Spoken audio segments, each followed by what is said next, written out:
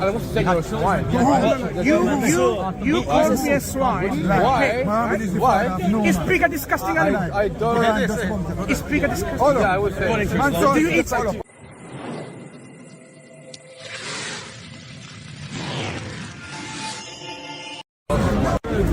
And you're a Christian. You're calling me a pig. Can someone record this? Are you recording? Yeah. Take his picture and take his picture as well. So ladies and gentlemen, what he's referring to. Stop becoming a comedian. Stop becoming a comedian. So Christ said, right?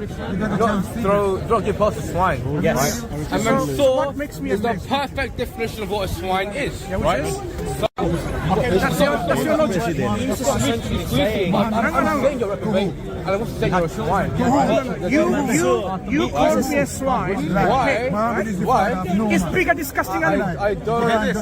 Is pig a disgusting animal? Yeah, I would say. Do you eat it?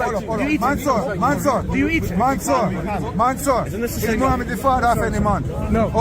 There you go. That's fine, right? Arrest my case. I don't engage with people. Do you eat pig? Do you eat pig? Ladies and gentlemen, Stop becoming a comedian. I am speak to him. Do you eat that disgusting Let me speak to him. Boys and gentlemen, he is scared. May I ask you? Talk about Do you Islam eat or swine? Christianity. Not Do you eat So swine? again, I'm not going to waste my words on someone who's. What are you doing? Right. Do you eat pig? Do Christians eat pig? I'm not going to record it. Okay. Do you Christians eat pig? We can. Okay. Why do you eat disgusting things? According to his words. Because everything that comes in the mouth is good. So according to you, pigs are disgusting and you eat them. Why? I'm not going to waste my words on someone who's disingenuous. Have a nice day. Yeah. Just go away, right? I will. Just go away. Mark 12, verse 19. So, just Christ to declared all foods clean in the just Gospel of Mark. There you to go. explain what just happened here. Yes. Don't come in my ears because I don't want to speak to you. Do you understand? Okay. Have some self-respect. So you will want to be in camera, but for the Christians Look, that do, he didn't tell me he didn't want to be in camera. Yes, he did. Okay, so don't So- speak so to me. Mansour, So you're now, either scared- come here, come this side. So Mansour, These people are so insecure, they have to follow it. Look. You went up to Firstly, them. You went up to them. Did you not? look. Do you know what happened? Do you know what happened? He went up to a Christians. dog then went follows you. by- A dog follows you. Let no dog follow me right now. Let no dog. Brother. You were literally. Let no dog follow us right now. Let no dog follow me right now because I want to say something. Let no dog follow me right now. Right. Now he got the message. Okay. So, Bismillah ar-Rahman ar-Rahim, alhamdulillah, salatu wassalamu ala rasulillah. You see, this is, I think, is a time for celebration. You know why? Because people recognize Islam is making sense to people. And the moment you're having a discussion with Islam, they want to wreck that discussion. They want to prevent that discussion taking place by creating all this heckling. This heckling is a disruption mechanism in Speaker's Corner where people don't want any kind of discussion to take place between, say, certain individuals. They come to disrupt it, to stop it, to prevent it, and so on and so forth, right? So, it seems like the Christians are recognizing that Islam is making sense to people and people are becoming Muslims. The only way they can stop this is by this very low class, unacceptable way of trying to disrupt a conversation people are having. Because they are suffering what is known as the inferiority complex. Okay? They claim and they boast that they know everything and they can really dismantle the claims of Islam and so on. I asked him a simple question. He's not willing to answer. And then start saying what? I'm not going to cast. What did he say? No. Cast my gems to the swine. Something along this line. My pearls to the swine. So he calls me a pig, swine. So I asked him a simple question. At the end. Is a pig a disgusting animal? Because that's what he calls me. Disgusting. Then the question to all the Christians is, why do you then consume it? Why do you eat it? If according to you it's disgusting, why do you eat it?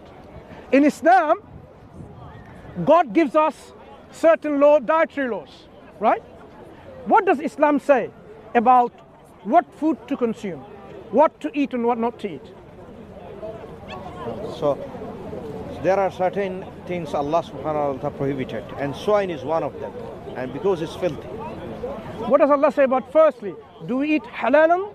Tayyiba. Tayyiba. What does it mean? Halal, something which is allowable and good, both. Yeah, something that is pure, something that is good. So in our Islamic dietary system, God is offering us to eat something that is good for us, pure for us, right? And He's asking us to avoid The filthy stuff, and something which is bad for our health. obviously something that is not going to be good for us, but for us. So those of you really, even on this very injunctions of Islam, it should really make you think. Look at how Islam wants us to even live our life by. Live our life by eating something that is good and avoiding that is something bad.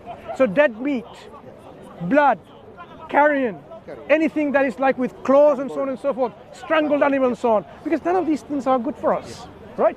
So Islam is making sense, even by the insult it's giving me. It's actually proving that Islam is true at the same time. So this really shows the very last clutching with the straw. This is where it has become for the Christian community in Speaker's Corner. Okay, if you want to preach Christianity, Speaker's Corner, you have the right to do so. But to feel that your religion is inferior, Islam is winning, why do you feel that way? Is the question that we should be asking. You should take that question to your pastors, to your rabbis, to your priest, and ask them, why is Islam making sense to people? Forbidden to you are carrion, blood, and swine, and what is slaughtered in the name of any other than God, Allah. What is killed by strangling, beating, a fall, or by being gored to death. What is partly eaten by a predator, unless you slaughter it, of course, beforehand. And what is sacrificed on altars. You are also forbidden to draw lots for your decisions on arrowing and so on. So Islam gives you all of these categories of dietary restrictions for our own good. So the point being here, just to make it short and simple, those people who are not Muslims yet, I think it's high time that you ask yourself why you're not one of the Muslims. Jesus was a Muslim, so was Abraham and Moses, so was David and Solomon. All the prophets were Muslims. And you might be wondering, what does it mean they were Muslims?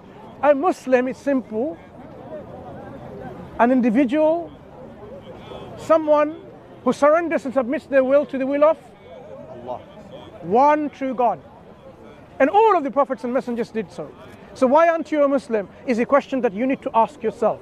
Because if you find that answer that you don't have anything convincing as a response, then in the day of judgment you'll have no excuse for not being a Muslim, not being like Jesus Christ, not being like Abraham, and not being like Moses, not being like David and Solomon, Jacob and their children and so on. So what we urge you is to use your critical thinking and submit to your Lord, your Creator. Stop worshipping the creation. Stop worshipping Prophet Muhammad sallallahu alaihi wasallam. Stop worshipping Moses the Prophet. Stop worshipping Abraham. Stop worshipping Jesus Christ. Stop worshipping Noah. You are wondering, no one worships Noah and Moses and Abraham? Yeah, of course. What if some people did worship them? You'll be outraged. You think, how can you worship a prophet of God? Ask yourself the same question then. In the time of Nuh alayhi salam, the idolatry started with worshipping man, and these people were good at that time. But exaggeration of love can take you out of the fold, and then you will not know where the lane is. And you worship a prophet of God instead. So why do you worship a prophet of God? That's the question that you as Christians who are watching should ask.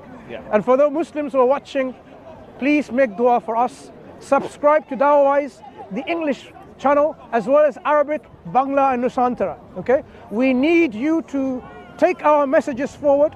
So those of you rather who haven't subscribed to DawahWise in any of our channels in those languages, please do so. It's not that you just listen to us in other channels. It's important that DawahWise itself, the message is then taken, because not every videos that you watch elsewhere is also on DawahWise, and all videos on DawahWise is also elsewhere. We have unique videos in DawahWise, so we invite you to subscribe and follow our Facebook pages, like in Bangla. Those who are Bengalis who are watching, Bengali bhai, apnare khoyar. Jo, apnare khoyar. আপনাকে বলতেছি আমি আমাদের Bangla live stream হয় প্রতি শনিবারে, ওইখানে আপনারা আসবেন, আমাদের লাইভ স্ট্রিমে আপনারা যুক্ত হতে পারেন। আমাদের ইউটিউব চ্যানেল আছে বাংলা, ওইখানে বাংলা ভিডিওগুলো এগুলো কি হয়, এই যে ডাবিং না, সাবটাইটেল হয় বাংলাতে, ওইগুলো আপনারা দেখতে পারেন। আমাদের ফেসবুক পেজ আছে ওইখানে বাংলাতে, ওইগুলোতে ফলো দেন। হ্যাঁ, ইনশাআল্লাহ আগামী শনিবারে আপনাদের সঙ্গে দেখা হবে যারা আপনারা বাঙালি। And for those, the rest of the world, just keep us in your dua so that Allah makes us sincere and patient and increases us in our knowledge. وآخر دعوانا الحمد لله رب العالمين. السلام عليكم ورحمة الله وبركاته.